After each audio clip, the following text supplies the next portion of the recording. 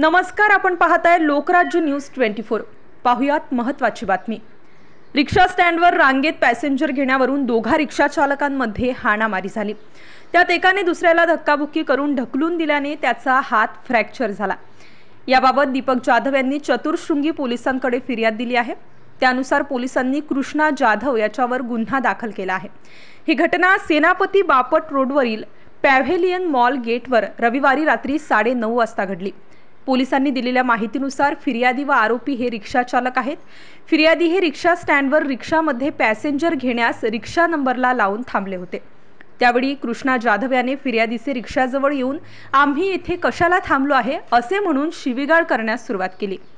तेव्हा फिर्यादी रिक्षातून खाली उतरून त्यास पॅसेंजर तुझ्या रिक्षात घेऊन जा असे सांगितले।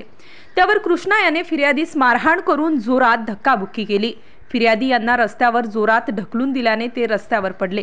खाली पडल्याने त्यांच्या डाव्या हाताचे मनगटाला फ्रॅक्चर झाले आहे। पोलीस नाईक दहातोंडे तपास करीत आहेत। महाराष्ट्रातील महत्त्वाच्या आणि ताज्या बातम्या पाहण्यासाठी आजच आमच्या लोकराज्य न्यूज 24 न्यूज चॅनलला YouTube वर सबस्क्राइब करा आणि बेल आयकॉन प्रेस करा।